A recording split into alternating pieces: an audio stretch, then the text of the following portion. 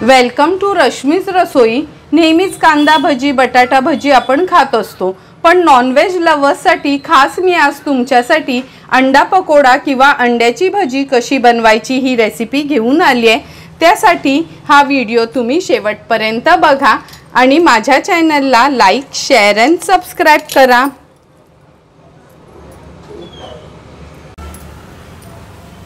एक पकोडा किंवा अंड्याची भजी बनवण्यासाठी 3 आपण उकडलेली अंडी घेतली आहेत आणि हे बघा 2-2 भाग त्याचे करून घेतले आहेत। नंतर पाव चमचा चाट मसाला, पाव चमचा हळद, अर्धा चमचा हा मी घरचाच आगरी कोळी मसाला घेतला आहे, चवीप्रमाणे मीठ, 2 चमचे कोथिंबीर बारीक चिरून घेतले, अर्धा वाटी बेसनचं पीठ आणि 2 टेबलस्पून आपण तांदळाचं पीठ यूज करणार आहोत।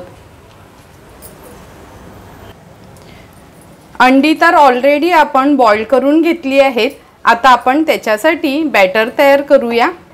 या बोल मध्ये आपण अर्धा वाटी बेसनचं पीठ घेतलंय आणि लक्षात ठेवा, भजी बनवायची असो किंवा पिठलं, बेसनचं पीठ कधी पण चाळूनच घ्यायचं आहे। नंतर 2 टेबलस्पून एवढं तांदळाचं पीठ, हा घरचाच आगरी कोळी मसाला आहे, हा नसेल तर तुम्ही लाल मिरची पावडर, धना जिरा पूड आणि अगदी पाव चमचा एवढा गरम मसाला वापरू शकता। आमच्या या आगरी कोळी मसाल्यात सर्व मसाले असतात म्हणून मी फक्त तोच मसाला यूज केलाय। हळद, चाट मसाला एक टँगी टेस्ट येण्यासाठी, चवीप्रमाणे मीठ, कोथिंबीर घेतली आहे बारीक चिरून।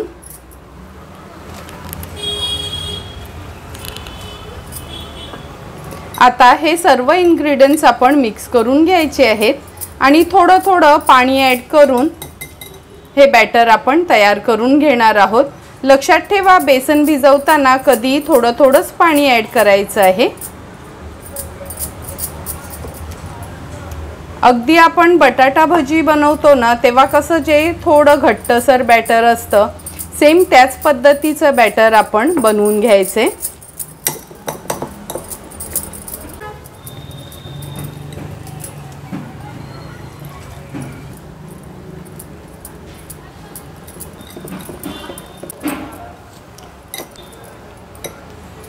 अगदी आणखीन 1 चमचा एवढंच पाणी ॲड करते।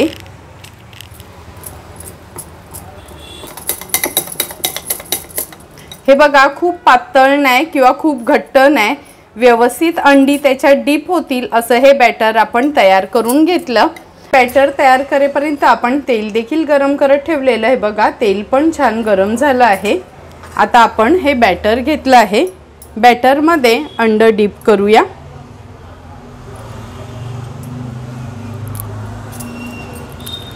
व्यवस्थित ह्याला कोट करून घ्यायचे।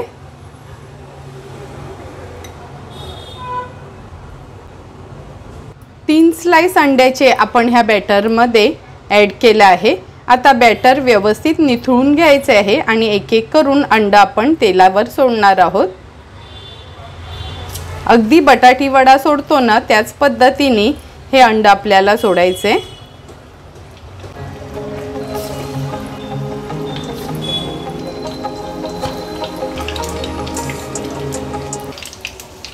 एक एक करून 3 अंडी मी ह्याच्यात सोडली आहेत। आता 1-2 मिनिटासाठी अंडी आपल्याला अशीच ठेवायची आहेत मीडियम फ्लेमवर। 1 ते 1.5 मिनिट झालं। आता आपण एक एक करून ही अंडी पलटून घेऊया। तुम्ही बघू शकता, अगदी बटाटी वडा दिसतो सेम तशीच ही अंडी आपली तयार झाली आहेत।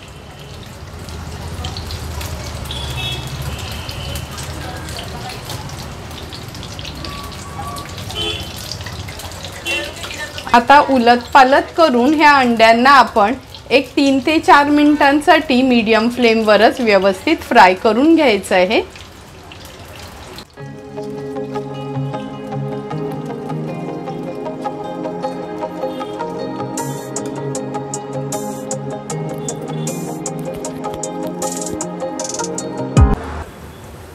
एक 2 मिनिटं झालेत, आपण मीडियम फ्लेमवर ही अंड्याचे पकोडे फ्राय करत होतो। आता गॅसची फ्लेम मी हाय करते। हाय फ्लेमवर एक अर्ध्या ते 1 मिनिटासाठी व्यवस्थित ह्याला आपण स्टर करून घेऊया, म्हणजे वरना क्रिस्पी आणि आतून सॉफ्ट अशी आपली ही अंडा पकोडा रेडी होतील। आणि आणखीन एक टिप देते, जर तुमच्याकडे तांदळाचं पीठ नसेल ना हे बॅटर बनवताना, तर तुम्ही कॉर्नफ्लोअर यूज केलात तरी चालू शकते।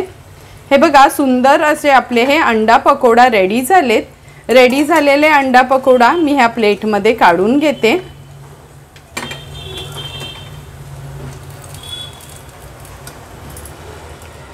गॅसची फ्लेम स्विच ऑफ करूया आणि हे बघा अजिबात ऑइली झालेत नाही आपले हे अंडा पकोडा। आता रेडी झालेले हे अंडा पकोडा आपण सर्विंग प्लेटमध्ये सर्व करणार आहोत। झटपट आणि टेस्टी असे तयार झालेले हे अंडा पकोडा आपण ह्या सर्विंग प्लेटमध्ये सर्व करून घेतोय।